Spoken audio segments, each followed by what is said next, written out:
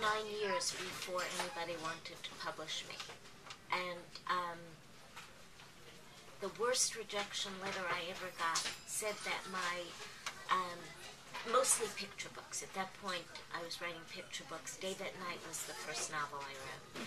And so the worst rejection letter I ever got said that I had no strong plots, no interest in characters, and a child wouldn't be interested enough to sit through a reading of a picture book. But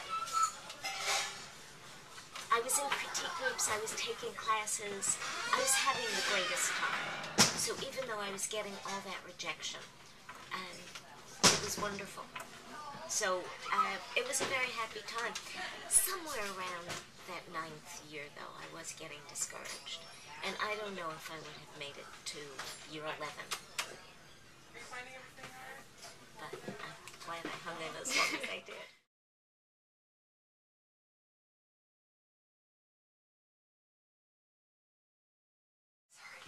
Well, I don't know. It's maybe Wilma and Jared in The Wish, I think, are fairly well suited, but I mean, they have high school ahead of them and college ahead of them, and who knows. Char and Ella are a pretty good match, because they're gonna, they've known each other for a long time, and I think they have a good chance. Reese in Two Princesses of Lamar, Reese and Addie, I'm not so sure about. I thought that Reese could get very interested in his sorcery and get lost in that, and that they might not make it.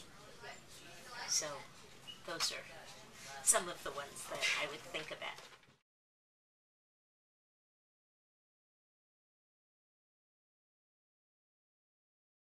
Well, in Dave at Night, my father's name was Dave. My father was an orphan who grew up in an orphanage, and I was thinking of him when I wrote. So I feel the most attachment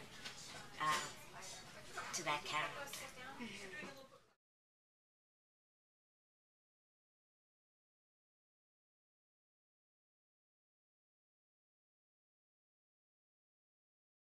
Oh, I'm sure they all influenced my writing, because I read books over and over and over again. And I think that's a good thing for a writer to do, because if you read books over and over again, the language gets inside you, and it comes out. But the books that I loved were the classics, and, you know, children's literature has exploded since I was a child.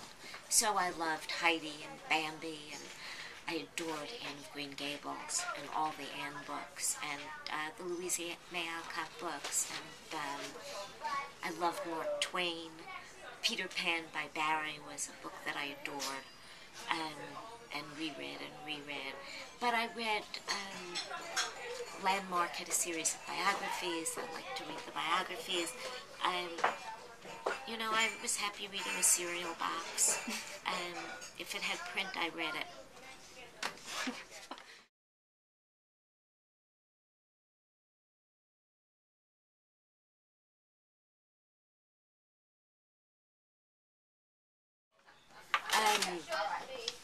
Well, it depends on the book. So some books call for more research than others.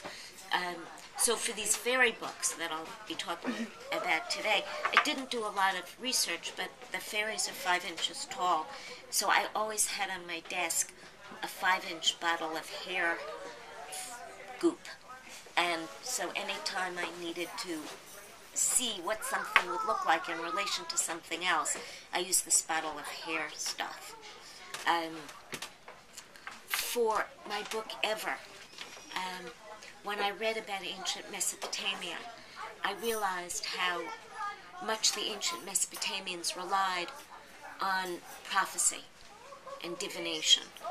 And then I started to think about how much we do, how much we have meteorologists who tell us what the weather is going to be, and we have seismologists. You know, we're always looking into the future, exactly as the ancient Mesopotamians were, only we do it more scientifically. But we do it for the same reason, and it's the vulnerability that we all share. And it's that vulnerability, I think, that connected me to those people about 5,000 years ago.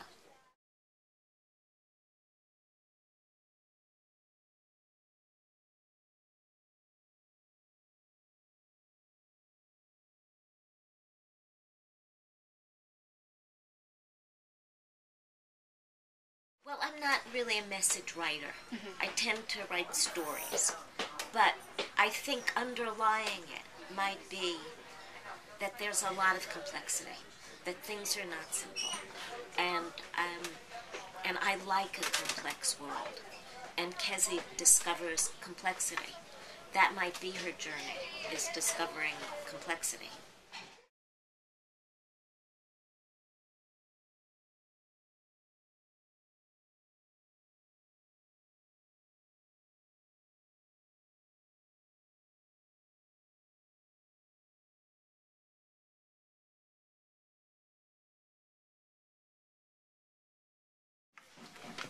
Well, Ever, I think, was the most serious book I've ever written. And after it, I needed to write something light.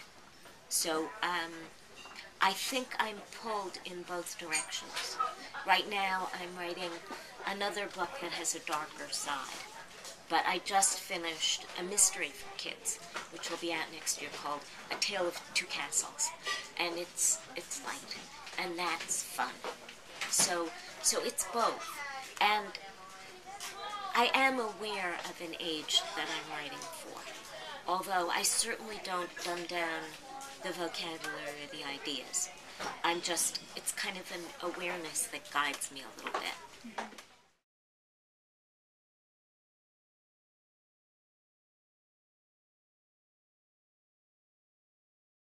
I go with what ideas I have, and I'm grateful for every single one.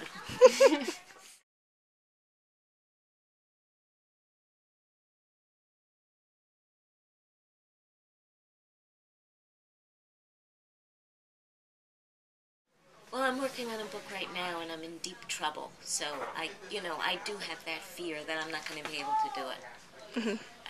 So far, I've managed, and I hope I'll continue to manage.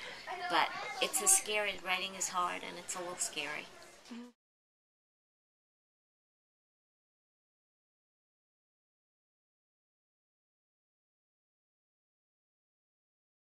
Well, stories aren't dead.